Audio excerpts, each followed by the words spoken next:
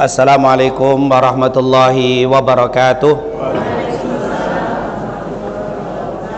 Alhamdulillah, wassalatu wassalam ala rasulillah wa ala alihi wa man walah. Rabbi syrah li sadri wa yassir li amri wahlul 'uqdatam bil lisan yafqahu qawli. Subhanaka la ilma lana illa ma 'allamtana innaka antal alimul hakim. Amma ba'd. Segala puja dan puji kehadirat Allah.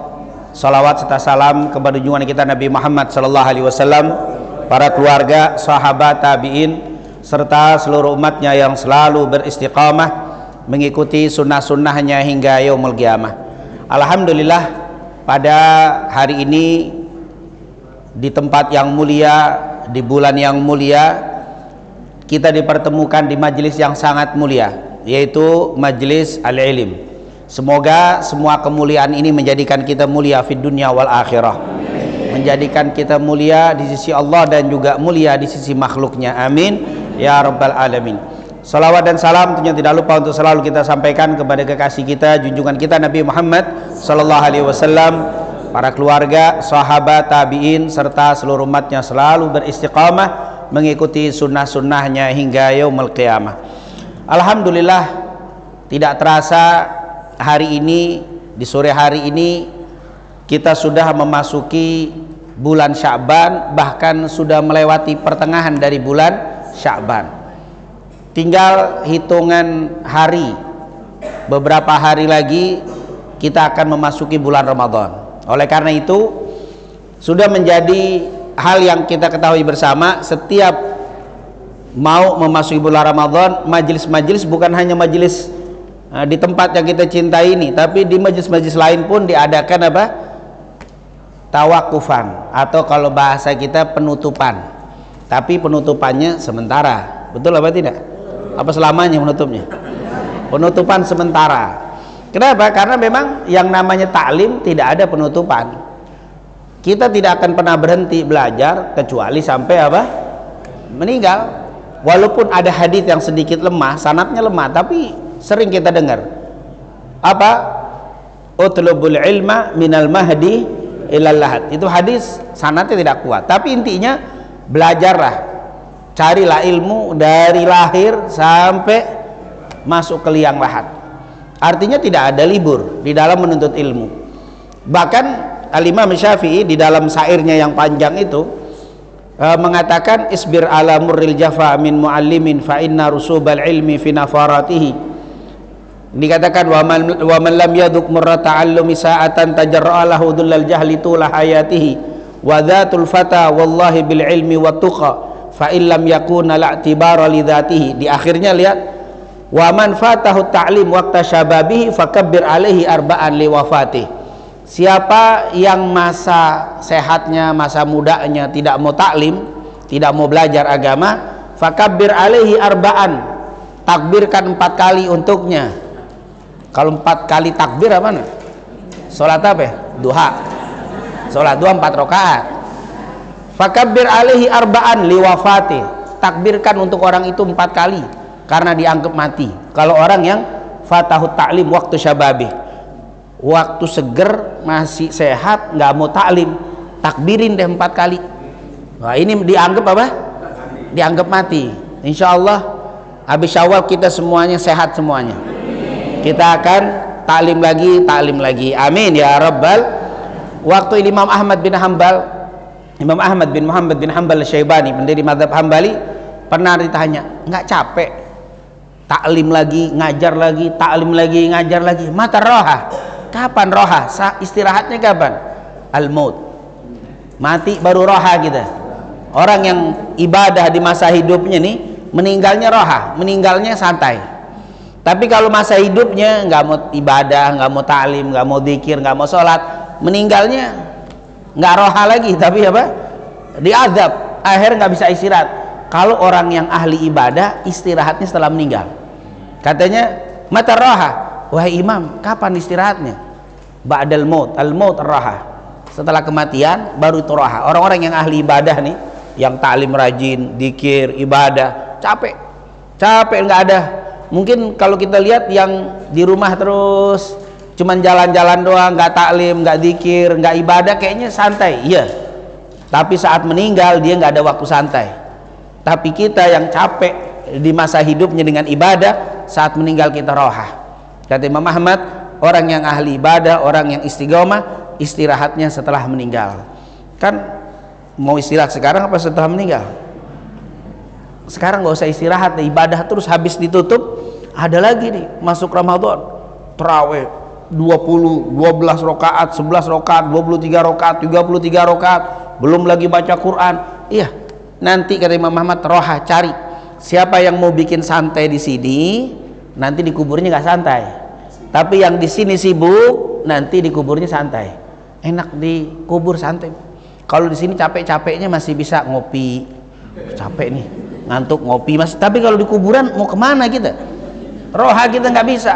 Puyeng, ibu malal, jenuh, bapak pergi dulu deh, berangkat deh, muter-muter dulu deh, ngilangin capek. Masih ada tuh, masih bisa apa? Melakukan hal-hal yang mengurangi rasa capek. Tapi di kubur siapa? Maka kata Imam Ahmad, carilah istirahatmu di setelah meninggalmu. Jangan sampai sebelum meninggal. Kalau orang sebelum meninggal, ini menjadi apa?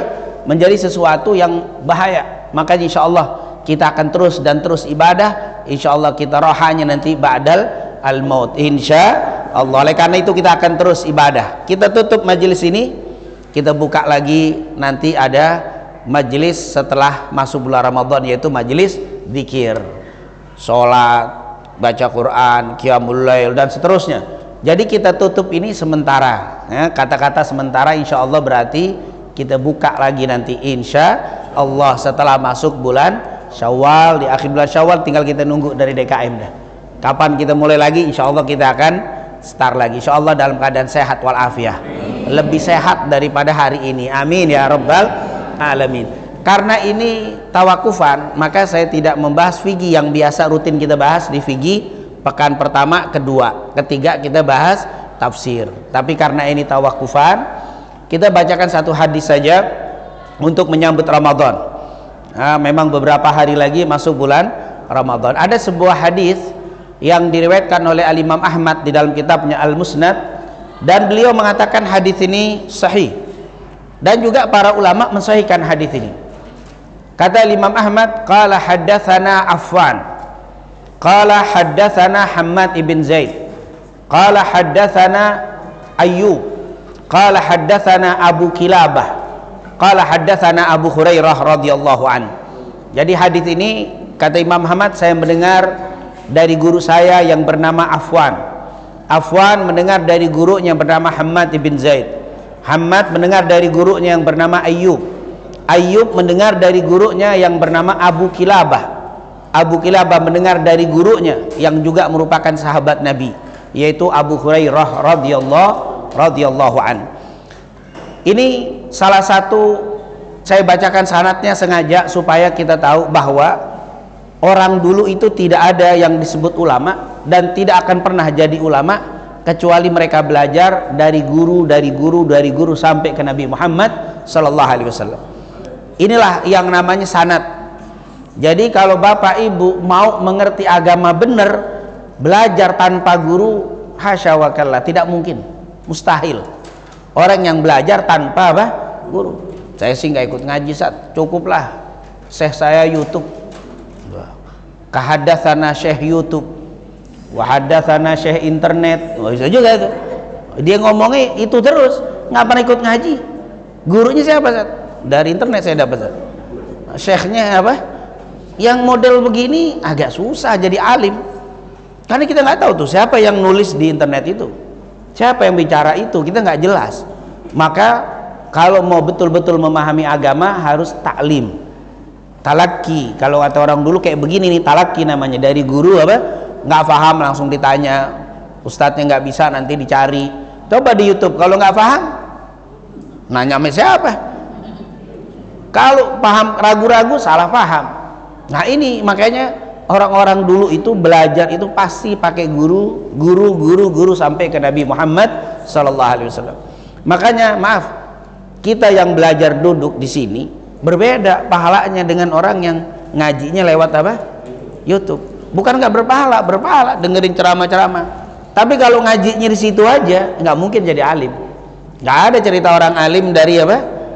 Dari YouTube itu. Boleh nambah itu. Kalau kurang paham tanya, mesti ada guru.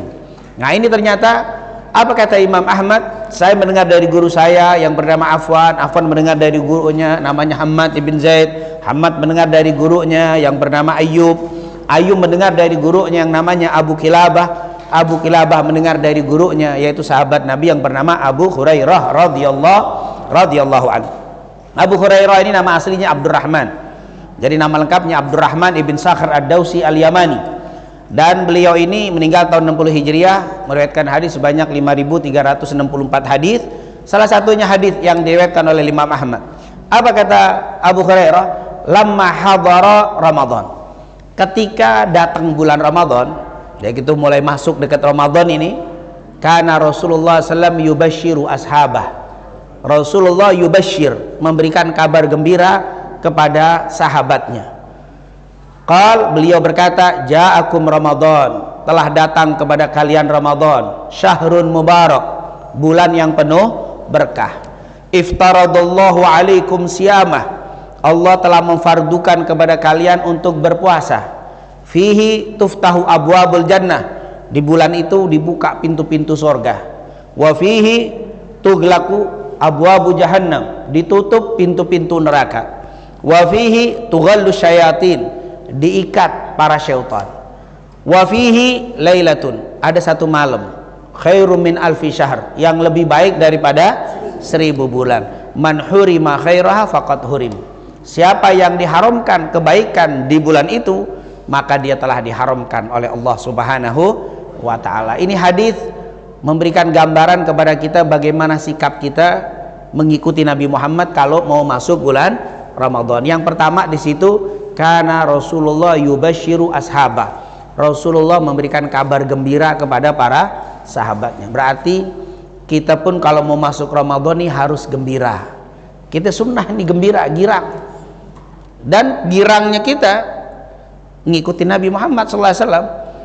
Memang di situ Nabi nggak disebutin gembira, cuman Nabi bilang, kata Abu Hurairah, Rasul kalau masuk bulan Ramadan memberikan kabar gembira kepada para sahabat. Kira-kira kalau ngasih kabar gembira, yang ngasih kabarnya sedih apa gembira juga? Masa saya ngasih kabar gembira sambil nangis? Bu, ada kabar gembira nih, tapi saya nangis. Nah ini nggak normalin. Masih ngasih kabar gembira kita nangis. Berarti Nabi juga apa? Gembira. Artinya yang pertama, Bapak Ibu harus gembira karena sebentar lagi masuk bulan Ramadan. Ini luar biasa. Dan kegembiraan ini jangan hanya kita sebarkan, juga kegembiraan kepada orang lain. Sampaikan ke keluarga, alhamdulillah dikit lagi Ramadan. Tawakufan, kita girang, bukan girang karena berhenti ngaji. Alhamdulillah udah nggak ngaji lagi, girang juga dia. Tapi girangnya girang apa? Girang tawakufan, girang gara-gara nggak ngaji. Salah. Sedih kalau kita, tapi kita girang karena mau masuk bulan Ramadan. Kita tutup ini, kita gembira, bukan gembira karena ditutupnya majelis, tapi gembira karena ada bulan yang sangat luar biasa, yaitu Ramadan. Jadi gembira itu sunnah. Ustaz, tapi kan ada orang yang bilang gembira itu nggak ada dalil, bahkan hadisnya palsu. Iya, ada memang hadis palsu atau sangat-sangat lemah sekali, yaitu hadis yang berbunyi begini, man fariha bidukhuli Ramadan harramallahu jasadahu minan niran. Siapa yang gembira dengan masuknya bulan Ramadan, Allah haramkan jasadnya dari api nerakanya Allah. Pertama, ini hadis, kata para ulama, haditsun ma'rufun la aslalahu. Hadisnya terkenal tapi sanadnya nggak kelihatan, jadi nggak ada sanadnya, maka dihukumilah hadis ini palsu karena rawinya nggak ada. Dari siapa nggak ada. Kok tiba-tiba Nabi ngomong itu, siapa perawinya, nggak ketahuan. Maka disinilah maka dihukumi palsu. Hadis ini bersumber hanya di kitab Durratun Nasihin. Nah, kitab Durratun Nasihin itu satu kitab besar tentang hadis, tapi hadisnya banyak yang doif sekali, bahkan palsu. Makanya jangan, kalau kita mau taklim, lebih baik jangan baca kitab Durratun Nasihin, lebih baik baca kitab Riyadhus Shalihin, itu sahih. Tapi kalau Durratun Nasihin itu banyak apa? Banyak lemahnya, bahkan banyak palsunya. Salah satunya ini hadis, siapa yang gembira dengan masuknya bulan Ramadan diharamkan badannya dari api nerakanya Allah. Masa girang doang langsung diharomin, habis girang kagak puasa lagi, mana bisa. Nah, tapi itu jangan sampai pakai hadis ini, wah ini hadisnya palsu berarti nggak perlu gembira. Enggak, ada hadis lain yang sahih. Ini yang kita bacakan sahih, bahwa Nabi memberikan kabar gembira kepada para sahabatnya. Nah, berarti di sini Nabi gembira. Jadi insya Allah kita semua termasuk orang yang gembira, bahagia, senang, girang. Memang dari muka-mukanya muka girang semua nih. Insya Allah nih ya, muka girang semua. Bukan karena taklimnya berhenti ya girangnya, tapi girangnya karena kita apa? Ikut Nabi Muhammad sallallahu alaihi wasallam. Girangnya apa yang didasari kita? Bukan karena girang mau dapat THR, bukan. Saya girang karena mau mudik, bukan.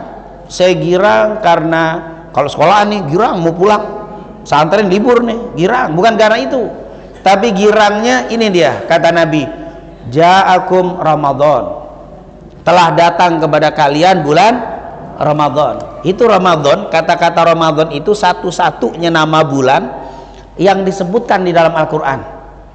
Bulan nggak ada yang namanya disebutkan dalam Al-Quran, baik Muharram, Sofar, Rabiul Awal, Rabiul Tsani, Jumadil Awal, Jumadil Tsani, Rajab, Sya'ban, Ramadan, Syawal, Dzulqa'dah, Dzulhijjah, nggak ada namanya disebutkan di dalam Al-Quran, hanya Ramadan saja.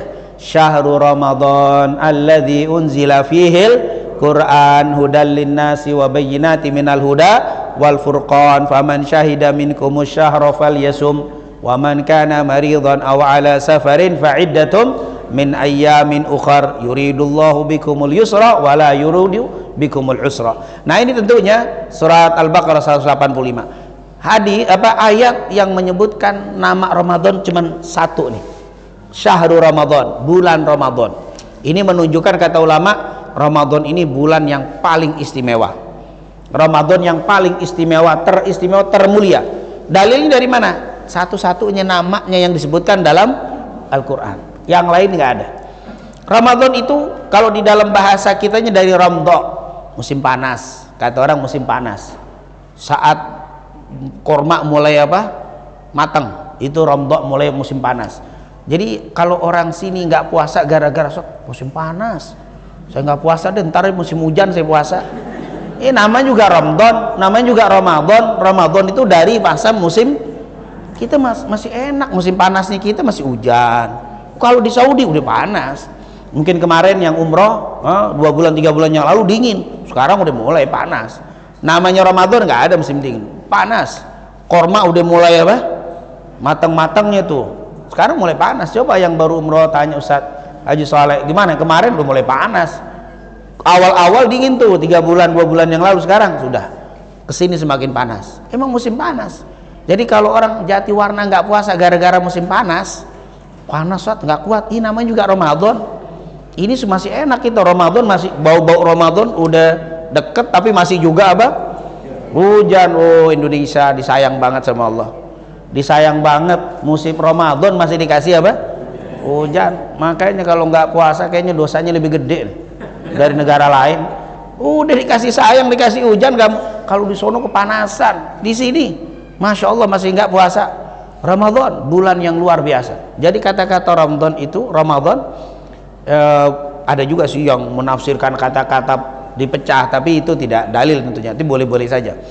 Intinya kata Rasul, ja'akum Ramadan, telah datang kepada kalian Ramadan, syahrun mubarak, bulan yang penuh berkah. Ini syahrun mubarak, bulan berkah.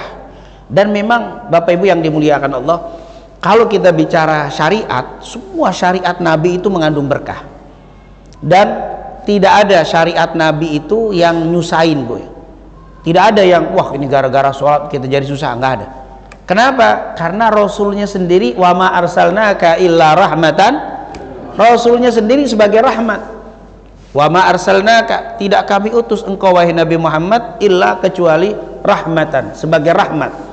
Berarti apapun yang bersumber dari Nabi pasti rahmat, pasti mengandung kasih sayang. Orang nabinya itu pembawa kasih sayang, jadi syariatnya pasti mengandung kasih sayang. Saat ini Ramadan bagaimana? Dengan Ramadan kita nggak makan, nggak minum, enggak, itu kasih sayang. Ramadan ini nggak mungkin untuk menyulitkan orang, makanya disebut syahrun mubarak. Bahkan rahmat mubarak Ramadan ini bukan hanya dirasakan sama muslim, non muslim pun merasakan. Syahrul Ramadan, yaitu bulan Ramadan yang penuh berkah. Nggak ada ya, maaf, jangan sampai berpikiran gara-gara Ramadan kita susah, berarti antum nggak meyakini Rasul itu pembawa rahmat. Semua syariat yang keluar dari Nabi Muhammad adalah rahmat. Ramadan juga begitu. Saya mau tanya, apa sih yang dibikin sulit gara-gara Ramadan? Ada nggak kira-kira pedagang makanan, kan nggak boleh makan, nggak boleh minum, ada nggak kira-kira pedagang bangkrut gara-gara pedagang makanan bangkrut gara-gara Ramadan? Nggak ada.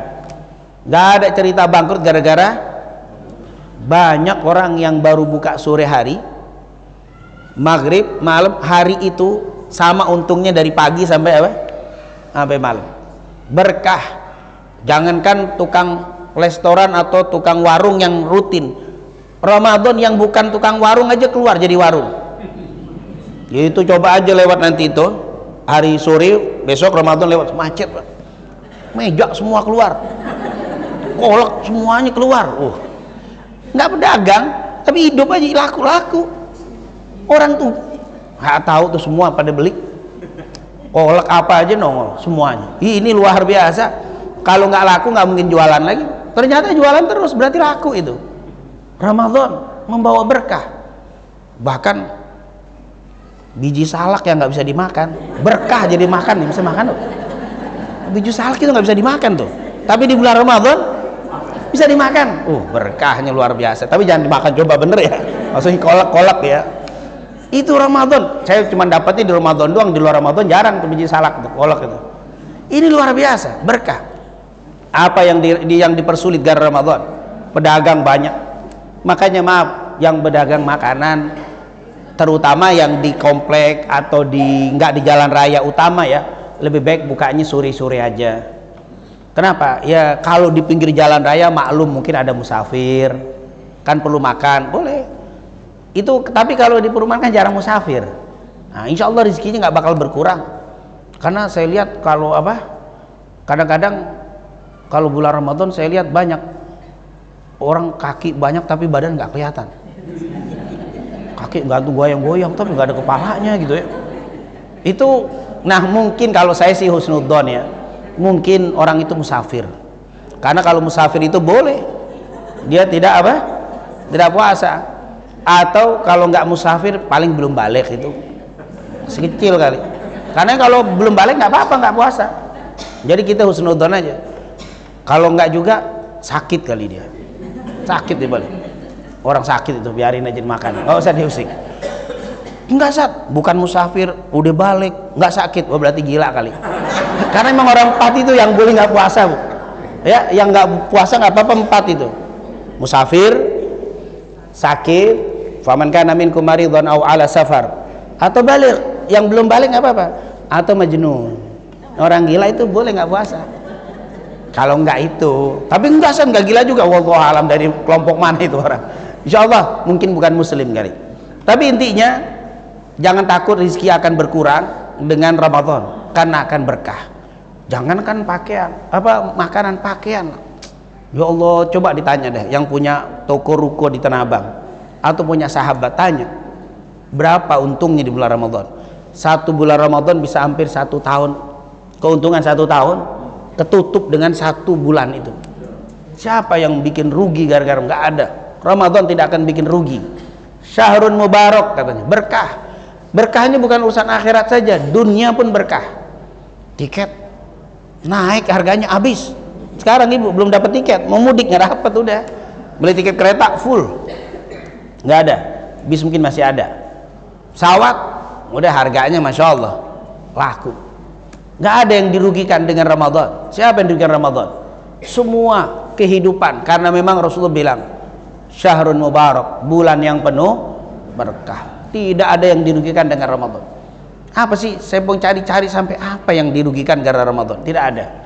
Ternyata Ramadan ini berkah dari segi apapun. Bahkan maaf, non muslim dapat berkah. Mereka dagang, apalagi beli korma, wah udah laku. Kalau jual korma sekarang mantap sudah. Tapi kalau habis Syawal jual korma sepi. Padahal itu korma sunnah kapan aja, tapi Ramadan itu beda. jual mobil sekarang bagus, naik ini, banyak orang beli mau untuk mudik ini banyak. Tapi kalau di Syawal turun lagi tuh harga, jual lagi jual. Ramadan, siapa yang dirugikan dengan Ramadan? Syahrun mubarak. Itu urusan dunia. Kalau urusan akhirat disebutin sama Nabi, iftaradallahu alaikum siyamah, di bulan Ramadan itu bulan berkah, diwajibkan kepada kalian puasa. Ustaz, puasa ini nggak nyusahin kita. Kenapa? Karena tujuan puasa apa? Dalam surat Al-Baqarah 183, ya ayyuhalladzina amanu kutiba alaikumusiyam kama kutiba alal ladzina min qablikum la'allakum tattaqun, agar kalian menjadi bertakwa. Allah. Jadi Ramadan pengennya kita dibentuk menjadi orang yang bertakwa. Bukan, Allah nggak bilang diwajibkan kepada kalian puasa sebagaimana diwajibkan orang terdahulu agar kalian merasakan haus, lapar. Enggak, agar kalian menjadi orang bertakwa. Ya Allah, pengen Allah kita jadi orang bertakwa. Paling cepat lewat apa? Puasa. Karena saat itu, kenapa kok paling mudah Ramadan menjadi orang yang paling bertakwa? Dibantu. Tuftahu fihi abwabul jannah, di bulan Ramadan dibuka pintu surga, ditutup pintu neraka. Mungkin akan bertanya, Ustadz, apa sih faedahnya dibuka pintu surga? Toh nggak ada yang masuk surga saat ini. Orang yang mati, orang soleh, nggak di surga, masih di mana? Barzah, kubur. Orang ahli maksiat nggak di neraka sekarang, masih di kubur. Nanti ditiupkan sangkakala oleh malaikat Israfil, kiamat. Tiupkan sangkakala lagi, bangkit, kumpul di padang mahsyar, dihisab. Nanti lewat mizan, nanti haud, nanti siratal mustaqim. Lolos surga, nggak lolos neraka. Baru dibuka, berarti surga dimasukin setelah kiamat. Tapi kenapa kok sekarang dibuka? Fungsinya apa? Yang pertama, kata ulama, menunjukkan bahwa di alam akhirat sana heboh ketika masuk Ramadan. Itu dibuka pintu surga. Maaf, pintu surga nggak seperti pintu masjid kita. Masa segini pintunya?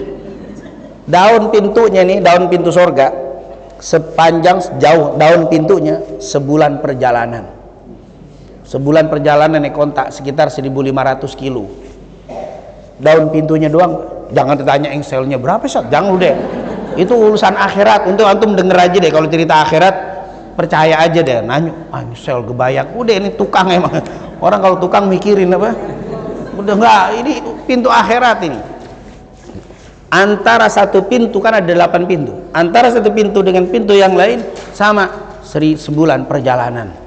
1.500 kilo baru satu pintu lagi, satu pintu. Jadi jangan kepikiran nanti kan dari awal sampai akhir manusia dan jin apa berdesek-desekan masuk, nggak aman. Pintunya apa? Gede pintunya, dibuka. Ya maaf, kalau saya biasa lewat masjid yang kita cintai selalu ditutup, jam segini tutup. Tapi sekali waktu saya lewat, pintu dibuka, jendela dibuka, pasti ada sesuatu nih, pasti ada sesuatu yang besar nih, ada acara paling nih. Kenapa dibukain semua pintu? Pasti ada sesuatu. Begitulah surga dibikin heboh karena apa? Masuk bulan Ramadan. Sebaliknya neraka ditutup semuanya. Neraka bukan berbentuk pintu. Pintu neraka nggak dibayangkan seperti pintu kita, dia lobang. Neraka itu lobang-lobang neraka, bukannya pintu, nggak ada pintunya. Dia jumlahnya 7 tapi lobang. Jadi kalau masuk ditutupnya tuh. Makanya maaf, kalau pintu begini masih agak mending gitu. Tapi kalau lobang buaya, ditutup pintu, masuk ditutup. Itu serem, lobang. Neraka begitu, jangan dibayangkan ada pintunya. Makanya kalau ada pintu, malaikat Malik masukinnya, masuk neraka, masuk begitu. Nah kalau lobang begituin. Kalau surga kan udkhuluha bisalam, masuk kan enak. Tapi kalau neraka melobang, jadi dia apa? Maaf, dalam hadis itu ini kepala orang begini memang Malik. Masukin begitu tuh. Karena lobang dia masuk ke dalam. Mengerikan, dan ditutup semua pintu surga dan neraka. Itu yang pertama, menunjukkan heboh. Makanya kita harus heboh masuk bulan Ramadan ini, jangan adem ayem, slow aja. Nggak ngefek. Pulang kerja lewat tuh, sholat apaan tuh jam 8:30? Terawih. Wah, ada terawih. Baru tahu Ramadan. Ya muslim begitu, udah masuk Ramadan. Ya muslim muslimah begitu nggak tahu Ramadan, terawih nggak tahu. nggak ada heboh-hebohnya, slow, nggak connect. Ini gimana kayak begini nih Ramadan? Ini pasti ini jarang ngaji nih orangnya. Kalau orang yang sering taklim, oh tahu deh, udah dihitung hari, udah tahu wakufan, udah kelihatan, oh lagi Ramadan. Nggak boleh orang Islam nggak tahu itu datang Ramadan, harus heboh. Nanti kita lihat, bahkan setan pun heboh. Setan diiket-iketin di bulan Ramadan. Wasul silati syayatin, Bukhari Muslim. Wasufidati syayatin, watughallu fi syayatin. Setan rame alam setan.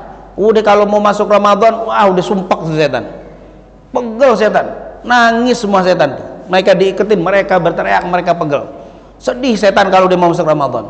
Makanya Nabi nyuruh gembira. Kalau bapak ibu sedih juga sama sama siapa? Sedih kayak setan, sedih. Setan itu mau masuk Ramadan itu apa? Sedih, takut, mau diikat semua mah. Diikat dan dimasukkan di penjara, tidak bisa goda orang. Makanya kita kata Rasul, gembira, gembira.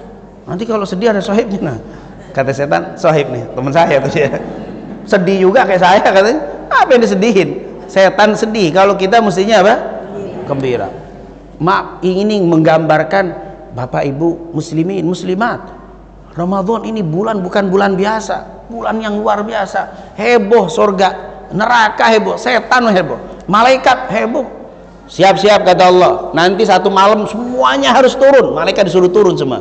Tanazzalul malaikatu warruhu fiha biidzni rabbihim min kulli amr. Semua malaikat sampai ruh disuruh turun.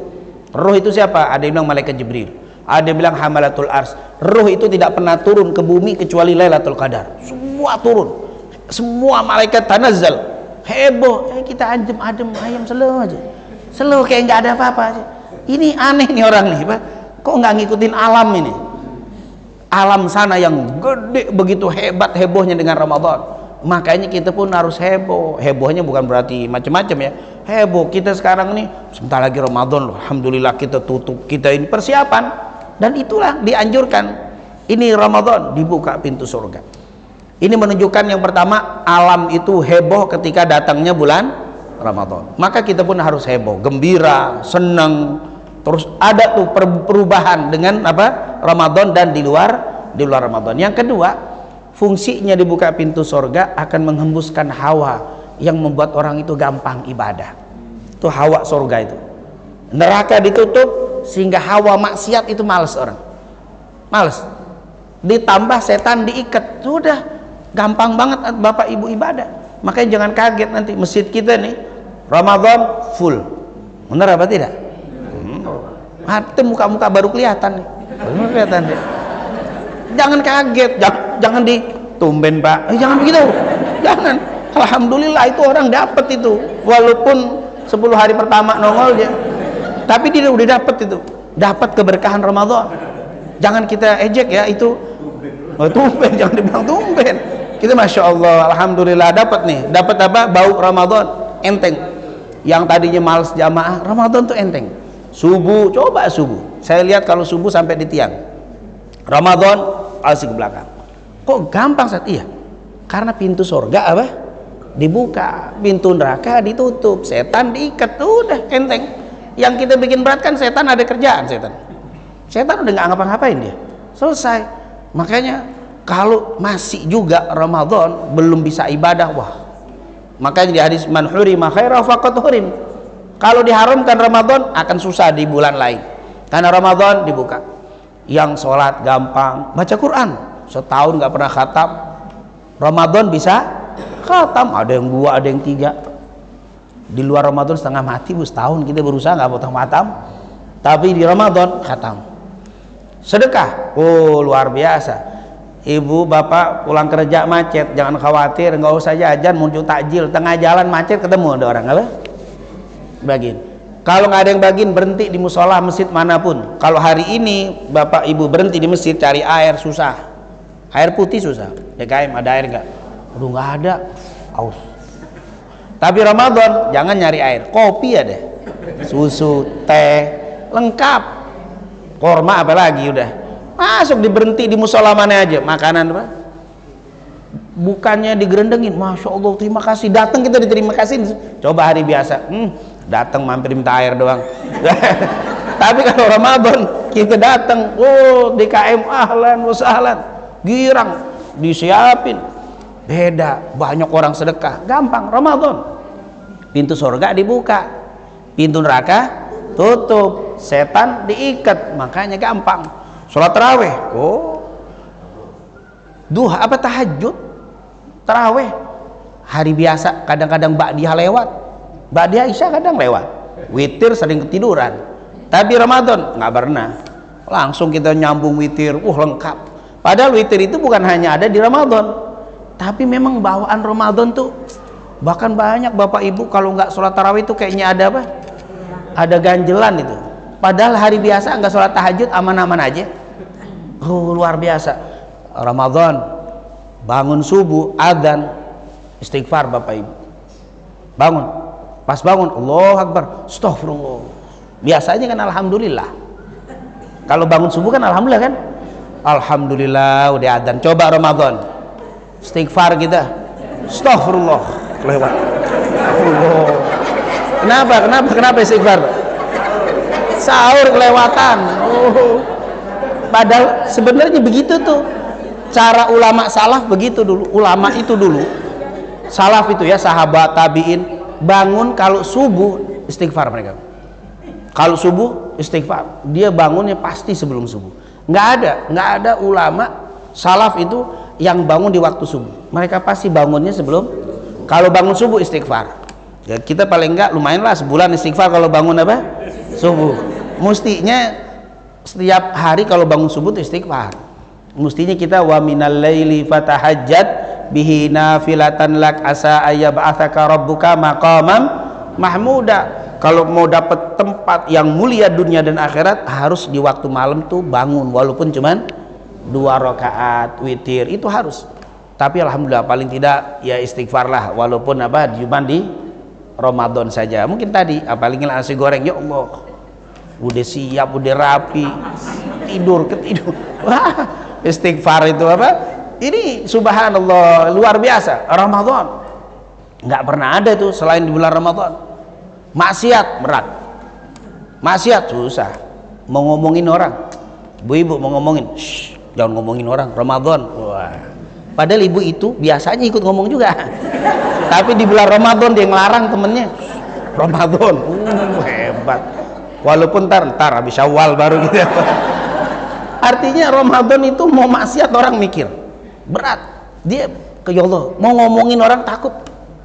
Jangankan ngomongin orang, jangankan ya Allah. Nah, ada yang nanya, Ustadz, kalau kita Ramadan nih nelen air ludah batal apa enggak? Tuh, nelen air ludah sendiri pakai ditanya. Hari biasa air orang diminum nggak pakai nanya, air orang diminum nggak nanya. Ini Ramadan air ludah saya punya sendiri. Saya nelen air ludah saya batal apa enggak? Tapi sayang di luar Ramadan air orang diminum juga nggak pakai nanya dia. Hebatnya begitu luar biasa. Makanya orang yang tidak paham dipikir batal, akhir buang ludah melulu. Bawa kaleng kemana-mana. Janganlah. Ternyata nggak batal itu, Bu ya. Nyelan air ludah sendiri tidak batal. Ini kalau batal dehidrasi antum nanti. Buang ludah, kecuali udah keluar sedot lagi. Batal itu. Tapi jorok itu. Tapi itu batal ya. Batal kalau sudah keluar sedot batal. Nah, kalau belum tidak batal. Jadi alhamdulillah aman lah. Nggak nyusahin tuh Ramadan. Karena ada berkesan jorok gitu loh. Kalau apa puasa buang air ludah banyak, jangan karena tidak batal selama dia tidak apa? Tidak keluar. Kalau keluar kalau nelen ludah batal berat. Jadi la yukallifullahu nafsan illa was'aha. Tidak akan mempersulit Allah memberikan beban, tidak mungkin. Nah, itulah maksiat berat. Maksiat jarang ya Allah, apalagi makanya. Kenapa? Karena pintu neraka ditutup. Setan ditambah diikat, selesai. Jadi apalagi maksiatnya?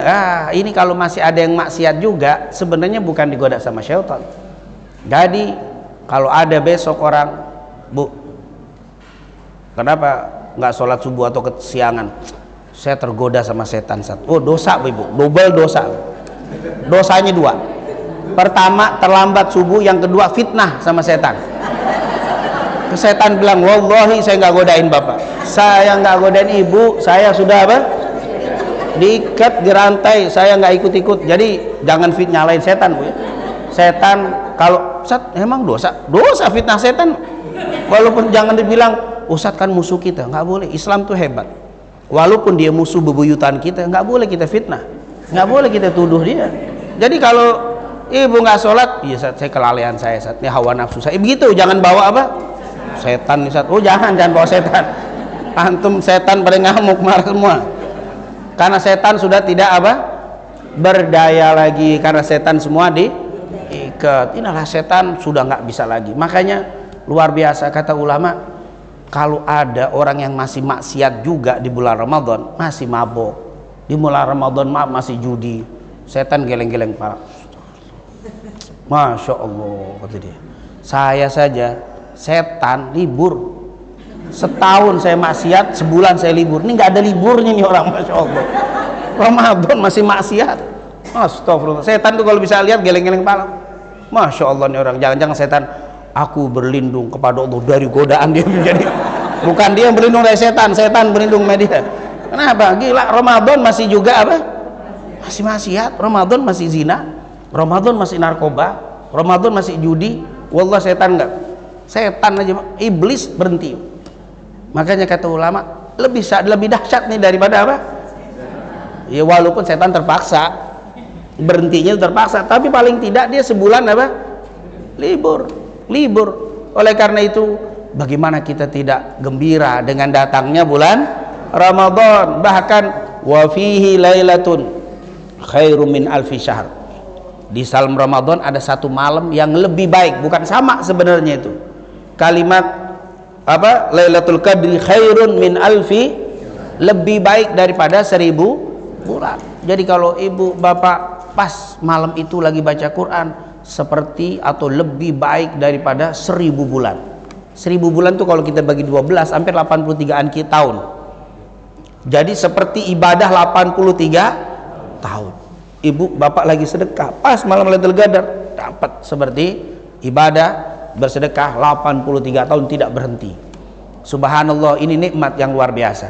Dan insyaallah nanti lain waktu kita akan jelaskan tentang Lailatul Qadar, ciri-cirinya, tanda-tandanya, supaya kita dapat bagaimana caranya. Ini tentunya Lailatul Qadar. Dan bagi orang yang maksiat nggak dapat seperti lebih buruk daripada 1000 bulan, enggak. Itu hanya kebaikan doang. Ini baiknya Allah. Orang yang lagi maaf ya, di malam itu maaf, dia lagi zina, enggak dihitung lebih buruk daripada 1000, enggak. Yang kemaksiatan tetap satu, sementara yang kebaikan dilipat gandakan lebih baik daripada. Ya Allah, bagaimana enggak bahagia. Ini suatu nikmat yang sangat besar dengan datangnya bulan Ramadan. Makanya orang yang tidak gembira dengan datangnya Ramadan karena dia tidak tahu. Dia taunya hanya nggak boleh makan, nggak boleh minum, nggak boleh berhubungan. Itu tok dia nggak tahu. Kalau dia tahu, lau ta'lam ma fi Ramadan la tamannaita an takuna Ramadana kullah. Seandainya bapak ibu tahu keistimewaan Ramadan, pasti dia berangan-angan pengen satu Ramadan 1 tahun. Kalau tahu, cuman kagak tahu, mau masuk sedih, pakai ngajak kesedihan ke orang lagi. Ayo ngopi yang banyak, ntar nggak bisa ngopi lagi loh. Wah, udah kayaknya beban banget itu. Anak kita makan sarapan pagi, makan yang banyak, 2 hari lagi nggak boleh makan pagi. Si anak kayaknya ada apa lu? Takut kayaknya Ramadan itu. Kenapa kok bukan kabar gembira malah apa? Makan serem. Jadi jangan Ramadan. Ini kalau engkau tahu, kalian tahu, wallahi kalian akan berangan-angan 1 tahun Ramadan, bukan hanya orang salaf dulu karena hebatnya Ramadan, ilmunya tahu, mau keluar Ramadan nangis. Wada' ya Ramadan, sambil nangis tuh, selamat tinggal wahai malam 10 terakhir tuh, 3 hari 4 hari sebelum Ramadan bertangisan. Dalam riwayat, tapi saya juga belum tahu sanadnya, tapi ada yang mengatakan dari pengikut mazhab Hanafiyah. Pengikut mazhab Hanafiyah mengatakan orang-orang ahli kubur itu di bulan Ramadan yang muslim walaupun maksiat istirahat, nggak disiksa. Tapi kalau yang kafir tetap disiksa. Jadi mereka diistirahatkan. Syawal masuk takbir baru mereka disiksa lagi.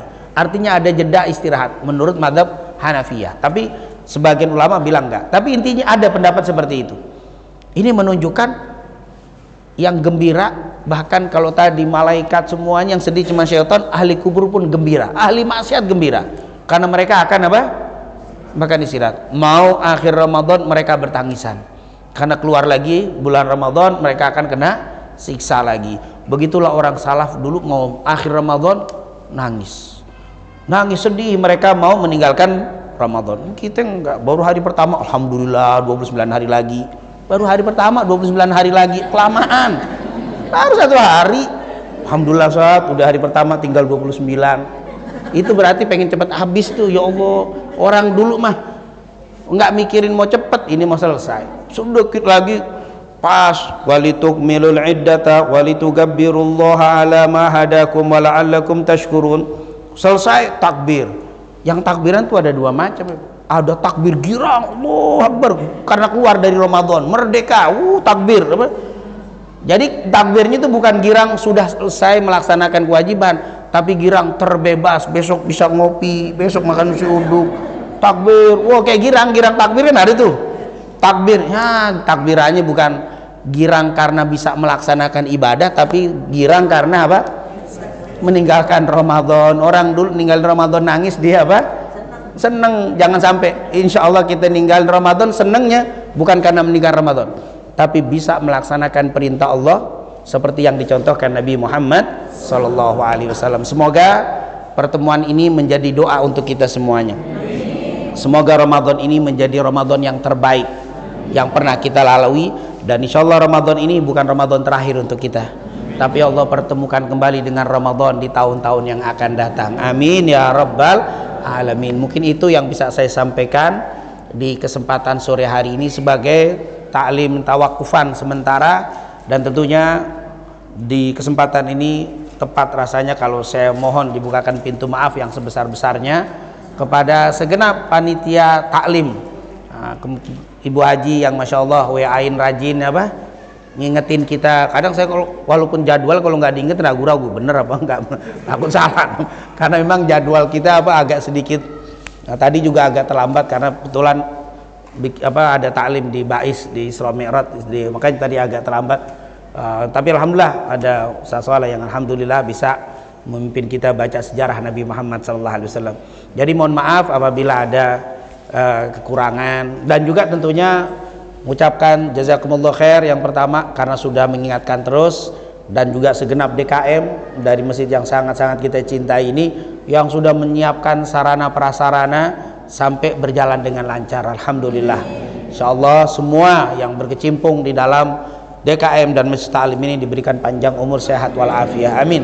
Yang kedua tentunya saya mohon dibukakan pintu maaf yang sebesar-besarnya bila ada kekurangan. Kadang iya insyaallah besoknya nggak nongol, itu biasa itu.